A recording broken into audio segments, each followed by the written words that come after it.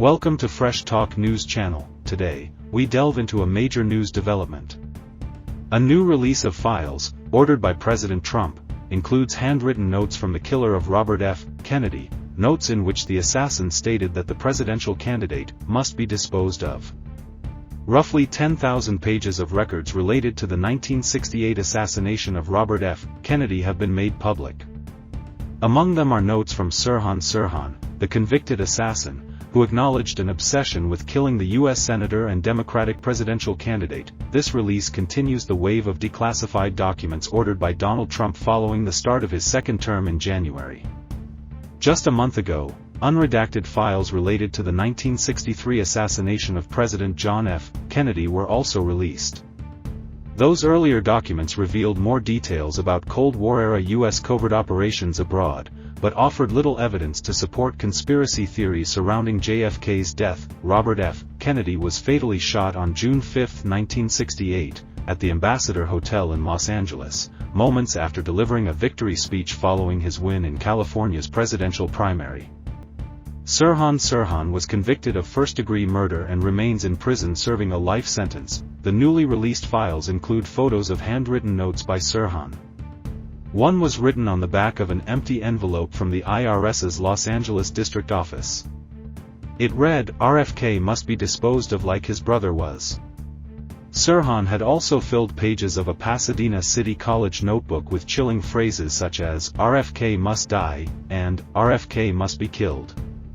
In a note dated May 18, 1968, Sirhan wrote, "My determination to eliminate RFK is becoming more of an unshakable obsession." In another document, he expressed support for the overthrow of the then-president, Lyndon B. Johnson, and even pledged allegiance to Communist Russia and China. He admitted, "I have no absolute plans yet, but soon will compose them." The files also contain interviews with people who knew Sirhan, including classmates, neighbors, and co-workers. Some described him as friendly and generous, while others saw him as brooding, impressionable, and driven by strong political beliefs. He also reportedly dabbled in mysticism. One chilling account came from a garbage collector, who recalled a conversation with Sirhan shortly after Martin Luther King Jr. was assassinated on April 4, 1968. The man said he planned to vote for Kennedy because he believed RFK would help Black Americans. Sirhan allegedly responded, "Well, I don't agree. I am planning on shooting the son of a bitch." FBI documents also reveal that several tourists heard rumors of Kennedy being shot weeks before the actual event. Some had visited Israel in May 1968 and were told by a tour guide that Kennedy had already been assassinated. Others heard rumors of attempts on Kennedy's life in Milwaukee and Nebraska. The National Archives and Records Administration published 229 files online containing these pages.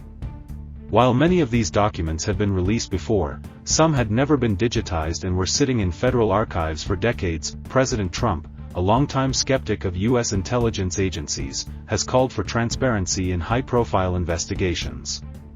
His decision to release these assassination-related files invites further public scrutiny into the roles and findings of agencies like the CIA and FBI. In January, Trump signed an executive order calling for the release of government files related to the assassinations of Robert F. Kennedy and Martin Luther King Jr., who were killed just 2 months apart. Lawyers for Sirhan have long argued that he poses no threat to society. In 2021, a parole board deemed him eligible for release, but California Governor Gavin Newsom rejected the decision in 2022. In 2023, another panel denied his release, citing Sirhan's continued lack of insight into the motives behind the assassination. Robert F. Kennedy Jr., the late senator's son and current Health and Human Services Secretary under Trump, praised the move. He commended President Trump and Director of National Intelligence Tulsi Gabbard for their courage and dogged efforts in releasing the files. In a statement, Kennedy Jr. said, "Lifting the veil on the RFK papers is a necessary step toward restoring trust in American government." Thanks for watching Fresh Talk News Channel. Don't forget to like and subscribe for more news and updates.